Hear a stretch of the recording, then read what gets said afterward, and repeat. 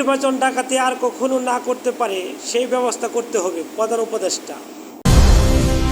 কত আসনে লড়বে এনসিপি জানালেন আসিফ। দলের পথ গেলেও এলাকার মানুষ আমাকে ছেড়ে যায় নাই রুমিন ফারহানা। মামুনুল হকের সঙ্গে নাহিদ ইসলামের বিশেষ সাক্ষাৎ। সম্মানিত ভিউয়ার্স, ভিডিওটি একটি লাইক দিয়ে চ্যানেলটি সাবস্ক্রাইব করার অনুরোধ রইল। এবার বিস্তারিত। নির্বাচন ডাকাতি যেন আর কখনো না ঘটতে পারে সেই ব্যবস্থা করতে হবে বলে জানিয়েছেন প্রধান উপদেষ্টা অধ্যাপক ডক্টর মোহাম্মদ ইউনূস।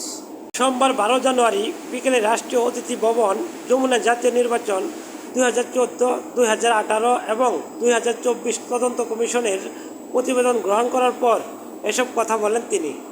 প্রধান উপদেষ্টা বলেন, আমরা ভোট ডাকাতির কথা শুনেছিলাম, কিছু কিছু জানতাম, কিন্তু এত নির্লজ্জভাবে পুরো প্রক্রিয়াকে বিকৃত করে সিস্টেমকে দুমড়ে মুচড়ে ফেলে নিজেদের মতো একটা কাগজে রায় লিখে দিয়েছে।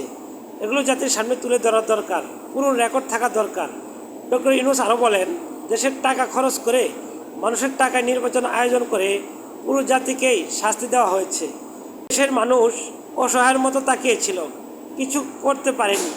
এদেশের জনগণ যেন কিছুটা হলেও স্বস্তি পায়, সেজন্য যারা যারা জড়িত ছিল তাদের চেহারাগুলো সামনে নিয়ে আসতে হবে। কারা করলো, কিভাবে করলো সেটা জানতে হবে।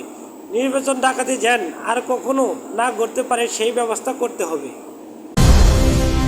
আসন্ন ত্রয়োদশ জাতীয় সংসদ নির্বাচনে জাতীয় নাগরিক পার্টি এনসিপি 30 আসনে লড়বে বলে জানিয়েছেন দলটির মুখপাত্র ও নির্বাচন পরিচালনা কমিটির চেয়ারম্যান আসিফ মাহমুদ সজীব ভুঁইয়া।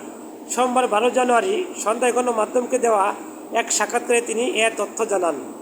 এনসিপির মুখপাত্র বলেন, 11 দলের নির্বাচনী সমঝোতা জোটে হয়ে 30 আসনে লড়বে এনসিপি। দেশের জনগণ ও বৃহত্তম স্বার্থে আমাদের সব নেতাকর্মী এই সিদ্ধান্ত মেনে নিয়েছে।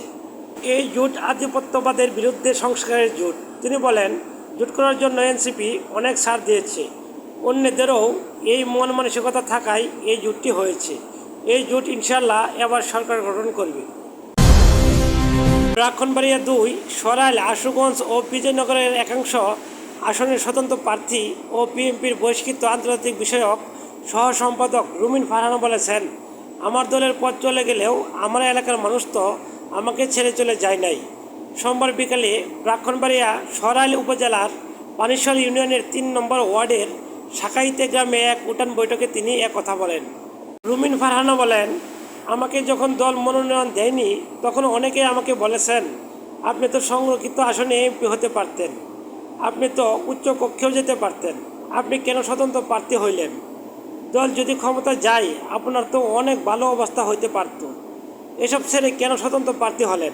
আমি বললাম, এলাকার মানুষের কষ্ট, পরিশ্রম, তাদের অর্থ ব্যয়, তাদের ভালোবাসা ও আমার প্রতি তাদের বিশ্বাস আমাকে আজকে এত দূর নিয়ে আসছে। বিএনপি থেকে বহিষ্কারের বিষয়ে রুমিন ফারহানা বলেন, আজকে দল নেই বলে আমি আমার মানুষদের ফালাই দিয়ে চলে যাব, আমি সেটা করব না।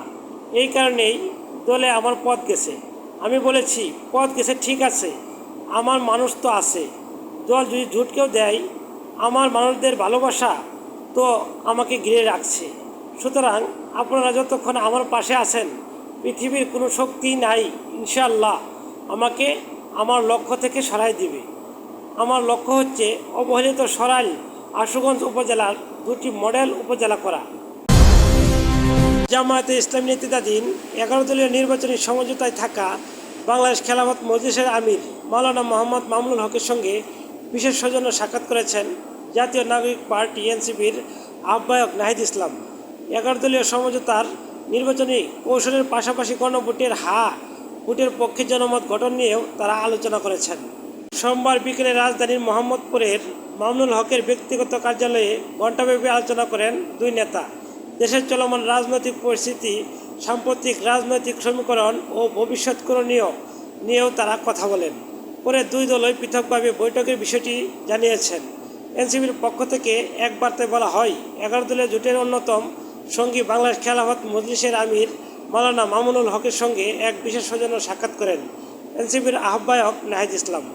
এ সময় আগামী নির্বাচন, গণভোট ও সমসাময়িক রাজনৈতিক বিষয়াবলী নিয়ে গুরুত্বপূর্ণ আলোচনা হয়। সম্মানিত ভিউয়ার্স, ভিডিওটিকে লাইক দিয়ে চ্যানেলটি সাবস্ক্রাইব করে রাখবেন। আসসালামু আলাইকুম।